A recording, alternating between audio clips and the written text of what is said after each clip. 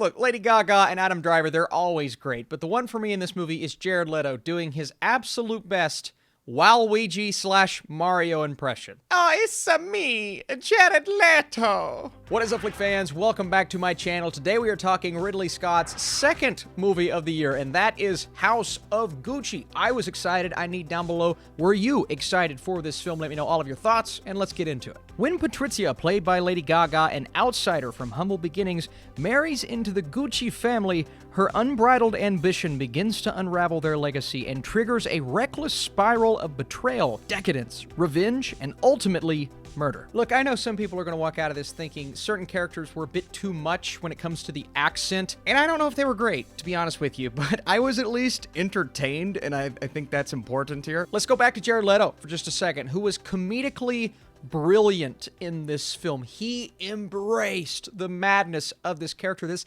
outcast Gucci, right? You have the entire Gucci family and kind of what their brand is, what they were built upon, and how they're going to continue that and maybe change it up just a little bit into the future. But Jared Leto's Paulo is the opposite, right? He's a guy who believes he is supremely talented, but just different enough to where he can expand the brand and take it into a new place, right? But everyone else in the family, they completely disagree. So you have this guy, he is a complete outcast, even when it comes to his father, who basically, it feels like he disowns him at a point. And because his father's relationship with Maurizio Gucci, played by Adam Driver, is so good, he at one point in the film attempts to go to his uncle, Jeremy Irons' Rodolfo Gucci, to persuade him to roll with his ideas, but no one will have him. And his portion of the story for me was so interesting, not only because he's giving one of the most exaggerated, somewhat ridiculous, but hilariously over-the-top performances of the year, but because he does such a good job of getting you to sympathize with him. And that's the case for a lot of characters here. Let's start with Adam Driver's lead in Maurizio. So quiet and subtle, humble at first. Lady Gaga's character, Patrizia, then she kind of comes in and peels back the layers so both she and the audience can see how he feels and kind of his mentality, a mentality that I was absolutely behind at first, right? He is essentially choosing, do I stay with Gucci, the family name, or do I go this other route to where I believe I can find a bit more happiness? And that's what he decides to do until Patrizia's character kind of motivates him or persuades him in her own very distinct way to go back to the family and continue to build that brand that we know as Gucci. And it's a fascinating story showing betrayal, but also what greed and the need to have it all, because that's what her character is throughout the film, right? And at first, it's very subtle because you genuinely believe she's falling for this character, but as we progress throughout the film, small things will happen, whether it be a line of dialogue or just a conversation, and you'll start to kind of float to that other side thinking, all right, her intentions are not necessarily what she says they are. Now, I don't want to go any deeper, even though it is based on a true story, but I thought the way that Lady Gaga played this was absolutely how you wanted and needed her to. I was a bit hesitant about the actual accent at first, just kind of the way she went about the dialect, but I didn't have much of a problem with it. Again, coming back to the accents throughout the entire film. We know what she can do just based on a handful of performances, and she does just that. She's really good in the film, as is Adam Driver, who is the name of note here. I truly believe his performance warrants a nomination as well. You have actors like Jeremy Irons and Al Pacino.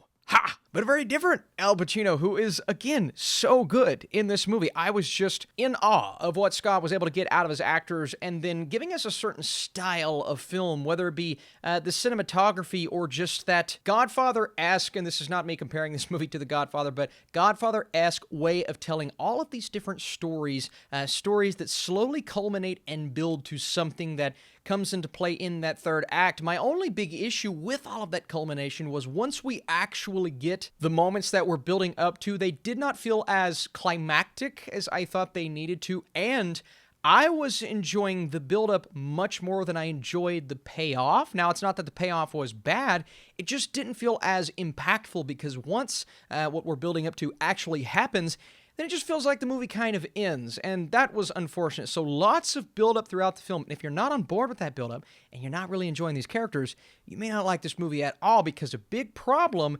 is the runtime of the film. You mix that with the pacing and the fact that the movie feels overlong, and you could really feel that at points, whether it be dialogue between two characters. Now, thankfully, the personalities and just the liveliness from the performances, they make up for that in a way. But I did want this movie to move just a bit quicker.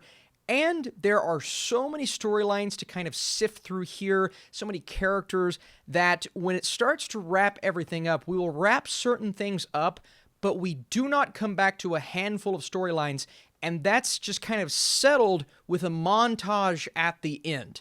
Instead of giving us a proper sense of finality, they do a good job of wrapping up the main storyline, but all of these various subplots and characters, and you have these character arcs that you do see the results of, but not an impactful or emotional result that made it feel like all of that buildup was worth it. So that was unfortunate. And all those things kind of come together to make certain aspects of House of Gucci feel disappointing. I also believe a lot of people have an issue that it's much more of a comedy than marketed. I mean, it's definitely serious at points, and you get that emotion, especially from Lady Gaga's character, right? When she's dealing with all of this buildup and the conniving nature of what she's kind of doing.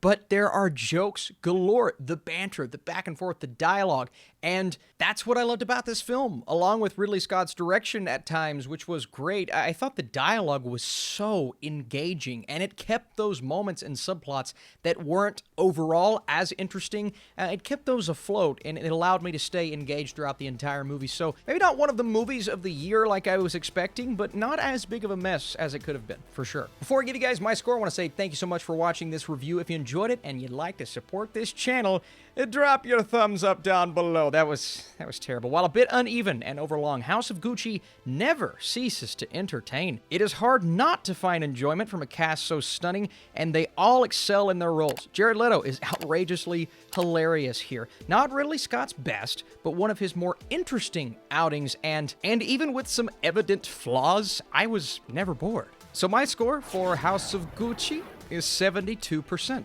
It's one of those movies that I don't know how well it's going to score with critics, just because it is a bit all over the place. But at the same time, I was just enjoying this experience. Now, which do I like more, this or The Last Duel?